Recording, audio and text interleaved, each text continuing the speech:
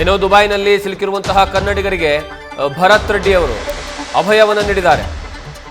ಶೀಘ್ರದಲ್ಲೇ ಬಳ್ಳಾರಿಯ 35 ಜನರನ್ನ ಕರ್ಕೊಂಡು ಬರ್ತೀವಿ, ಯಾರು ಆತಂಕವನ್ನ ಪಡಬೇಡಿ ಅಂತ ಭರತ್ ರೆಡ್ಡಿ ಭರವಸೆಯನ್ನ ಕೊಟ್ಟಿದ್ದಾರೆ.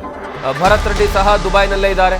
ದುಬೈನಿಂದ ಪ್ರತಿಕ್ರಿಯೆಯನ್ನು ನೀಡಿದ್ದಾರೆ ಶಾಸಕರಾಗಿರುವಂತಹ ನಾರಾ ಭರತ್ ರೆಡ್ಡಿ.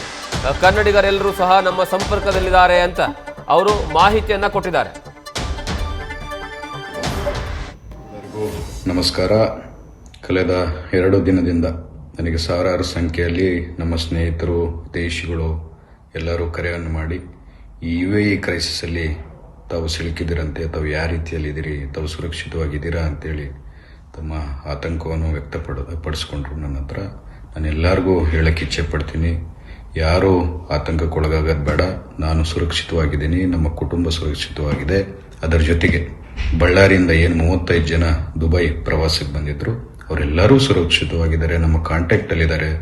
ಅವ್ರಿಗೆಲ್ಲರಿಗೂ ನಿರಂತರವಾಗಿ ಕಾಂಟ್ಯಾಕ್ಟನ್ನು ಮಾಡಿಕೊಂಡು ಅವ್ರಿಗೆ ಏನೇನು ವ್ಯವಸ್ಥೆ ಕೊಡಬೇಕು ಎಲ್ಲವನ್ನು ಮಾಡಿದ್ದೀವಿ.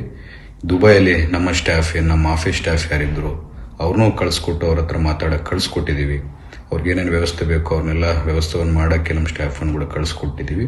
ಅದರ ಜೊತೆಗೆ ಸರ್ಕಾರದ ಕಡೆಯಿಂದ ಏನೇನು ವ್ಯವಸ್ಥೆ ಕೊಡಬೇಕು ಎಲ್ಲ ಮಾಡ್ತಾ, ಅದೇನು ಲಿಸ್ಟ್ ಏನಿದೆ 35 ಜನರದ್ದು, ಅದು ನಮ್ಮ ಸರ್ಕಾರದ ಕಡೆಯಿಂದ, ರಾಜ್ಯ ಸರ್ಕಾರದ ಕಡೆಯಿಂದ, ಕರ್ನಾಟಕ ರಾಜ್ಯ ಸರ್ಕಾರದ ಕಡೆಯಿಂದ ಎಂಬಸಿಗೆ ಕಳಿಸ್ಕೊಟ್ಟಿದ್ದೀವಿ.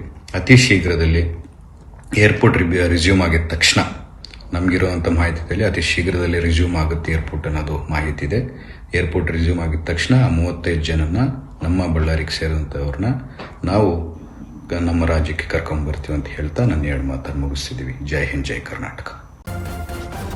ನ್ಯೂಸ್ ಫಸ್ಟ್, ನಿರ್ಭೀತಿಯಿಂದ ನಿಮ್ಮ ಪರವಾಗಿ.